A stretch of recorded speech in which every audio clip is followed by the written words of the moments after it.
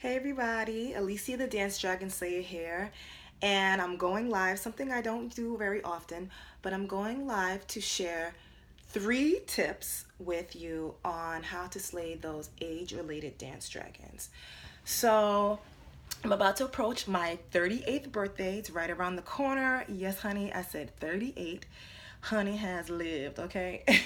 Anyways, as I reflect on my birthday coming up, it makes me think about how I came back to my dance journey when I was almost 30 years old, and just the weight on my shoulders of thinking about the expectations I had on myself to be this dancer when I had taken a really long hiatus. And so I've come across in my classes and in my dance coaching practice individuals who feel a little self-conscious about starting dancing later on in life. And so I just want to give you 3 tips on how to slay those age-related dance dragons. So the first tip is to, number one, trust the timing of your life. So I know you've all heard the saying that youth is wasted on the young. And when it comes to dance, I don't want to say that young people don't appreciate what they are doing with their dance lives, because I'm so inspired by young dancers out there. I mean, just hitting it. They're just so fierce and just so dedicated. But there's something to be said about starting your dance journey as a beginner, or maybe returning to dance after a long time later on in life. You have this sense of appreciation for how dance plays a role in your life, and really how pivotal and important it is in your life when you've gone some time without it. Like, you realize just how much of a lifeblood dance is. So trust the timing of your life, and that when you are dancing and you're starting dancing as a more seasoned dancer, that you have lessons from that period of time when you weren't dancing, and you have experience that can only come with age. So just trust the timing, and trust that the lessons that you learned throughout the years can be applied to your dance practice as you reapproach it. So that's tip number one: trust the timing of your life. Tip number 2 is trust your dopeness, okay? And I know that a lot of you have heard me say it before, but I do strongly believe that you are an inspiration just as you are. You don't need to come up to this skill level for people to rock with you, or to people to appreciate your heart and what you have to offer with your moving body. There's always going to be someone that's maybe like 2 stepping stones behind on their dance journey, and they're looking at you, and there's something about you they connect to.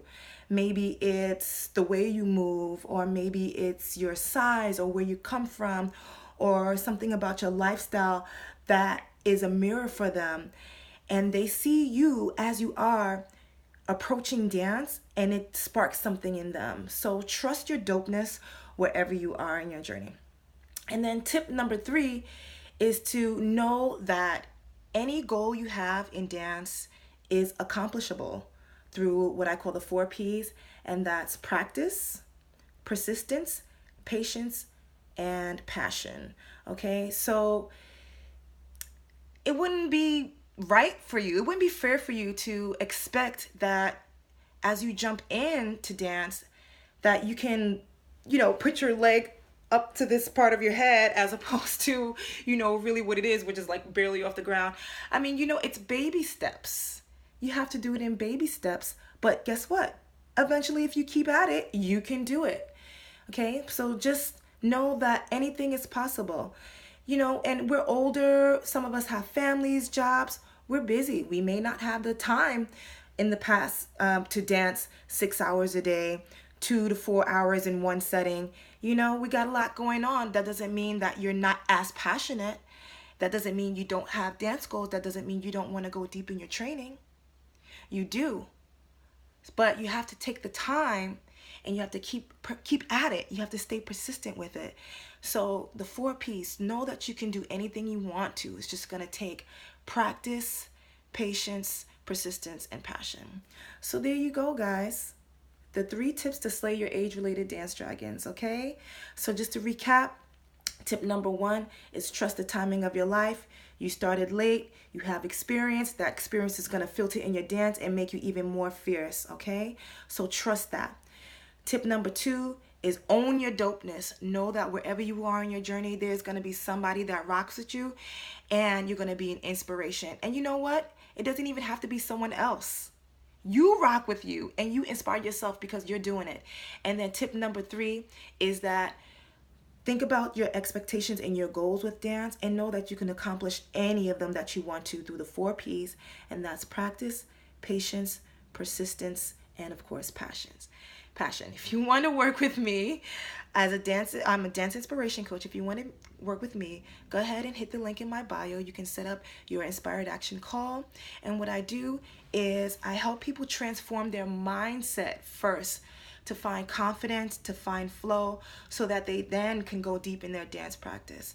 Some people think that you need to have the technique first, and you need to have the skill first, and then you feel confident, and then you can go after your dance goals, whether that's to be in a company or to, dance naked in front of the mirror. But no, you need to have the mindset transformation first. And that's what I do. I can help you get into that mindset where you can just slay those dance dragons and just step into your own uninhibited moving body without shame and with freedom. And then you approach your dance like that. And with that freedom, your body is just able to just do more. And the more you do, the better you're able to delve into your technique. Okay? So that's it, guys. Really short and sweet today. Go ahead and hit the link in my bio. Get on my email list for more inspirational videos, and to get some cool PDFs and free newsletters and things like that. So I'm going to say peace for now. Bye.